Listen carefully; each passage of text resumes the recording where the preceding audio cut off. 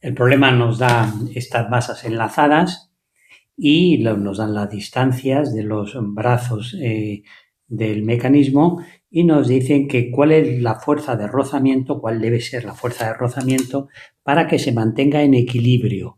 Es decir, aquí vamos a suponer que esto le aparece una fuerza de rozamiento, que la voy a poner así, la voy a llamar FR, para que esto esté en equilibrio. Me dan esta masa, la masa A, que por lo tanto tendrá un peso, vamos a llamar PA, la masa D, que lógicamente tiene también peso, y ese peso que podemos llamarlo PD,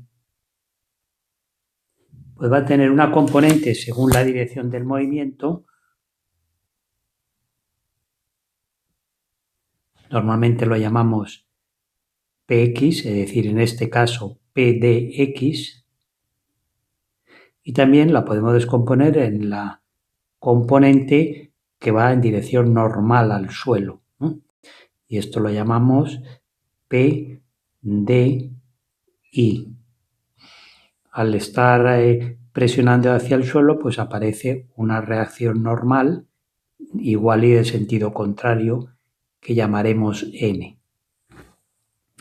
Bueno, PDX, y como me dan el ángulo, PDX y PDI se hace por proyección trigonométrica, ¿no? Este ángulo que estoy marcando aquí es de 30, ¿no? Entonces tendremos que PDX, sabemos que es el vector peso por el seno del ángulo, en este caso, seno de 30, ¿no?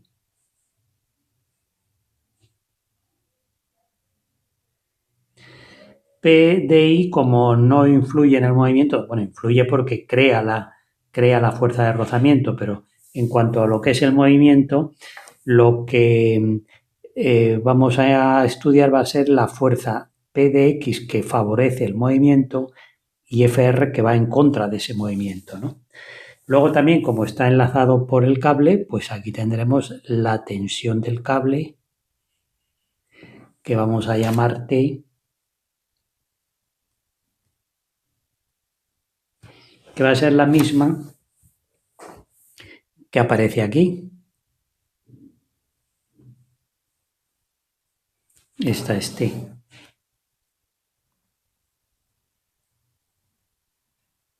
Y no hay nada más. Más fuerzas. Bueno, estaría la fuerza que aparece en la reacción aquí. Vamos a llamarla R, en el apoyo. Y que eso sería la componente vertical de la tensión, ¿no?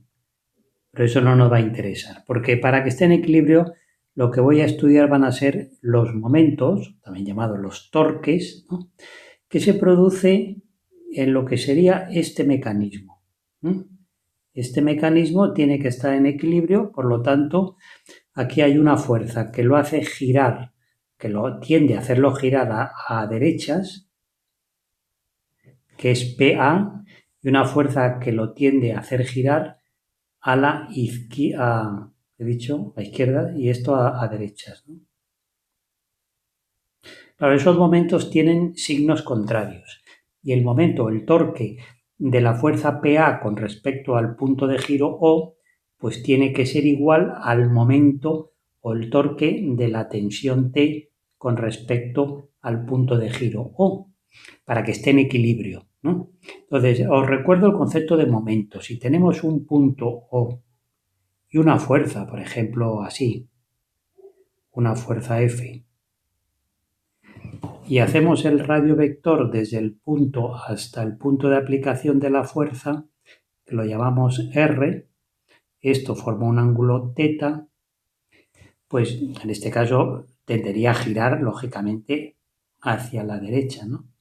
Entonces, esto es porque se produce un momento respecto a O que haría tender a hacer girar hacia la derecha este mecanismo, ¿no? Y ese momento, ese torque, es un vector que se calcula como producto vectorial del vector radio por el vector fuerza. Y el módulo de ese momento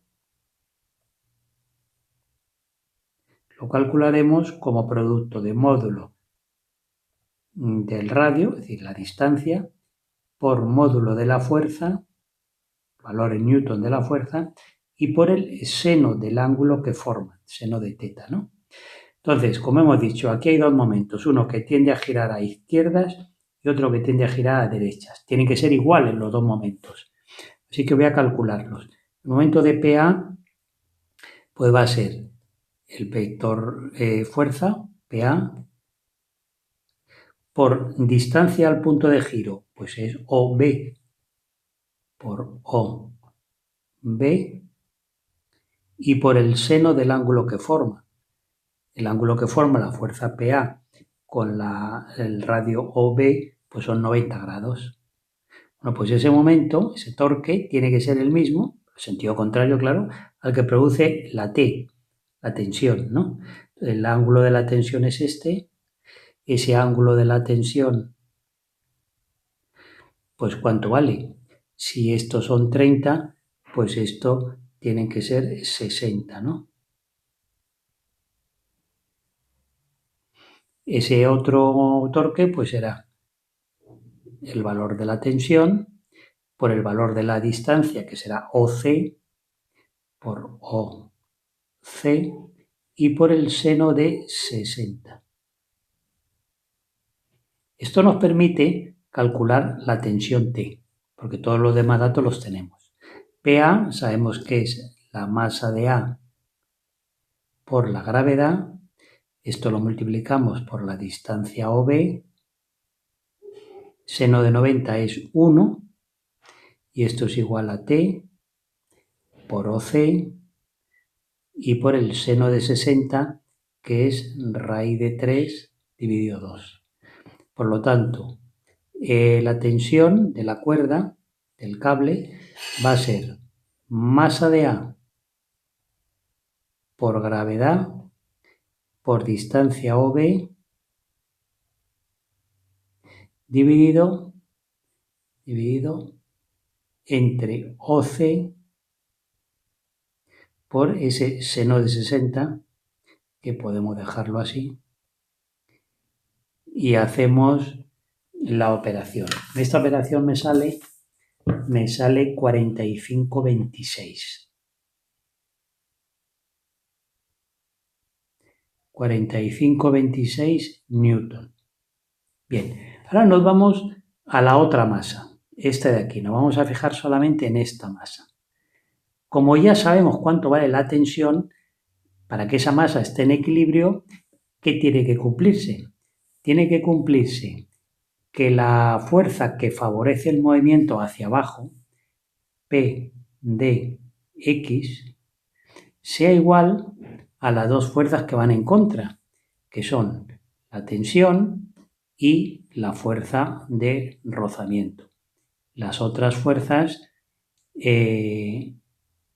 ponemos así, las otras fuerzas no intervienen, hemos dicho, ¿no? La P de I y la normal, como son perpendiculares al movimiento, no intervienen. Una es la de acción, otra es la reacción. Intervienen para crear la fuerza de rozamiento, nada más. Bueno, pues por lo tanto la tensión tendrá que ser, la fuerza de rozamiento. Estos son vectores y vectores, ¿no? Pero los módulos, este módulo y este módulo, tendrán que ser, la suma de los dos que van en contra, tendrá que ser igual a la fuerza que va a favor.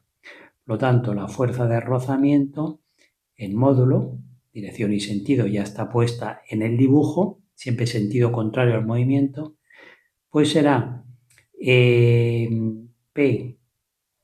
de X menos la tensión. Como resulta que tenemos todo, pues ya podemos responder al problema, ¿no? P de X lo hemos puesto antes, la fuerza de rozamiento en módulo tendrá que ser igual a masa de D por gravedad y por el seno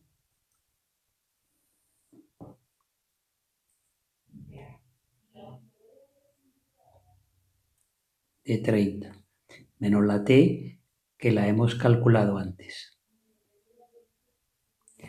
Así que ya podemos decir que la fuerza de rozamiento será la masa de D, ¿cuánto era? 15 por 9,8, seno de 30 es 1/2, menos el 45,6, que era la tensión, nos da una fuerza de rozamiento de 24 newton, que es lo que pide el problema y esta es la respuesta.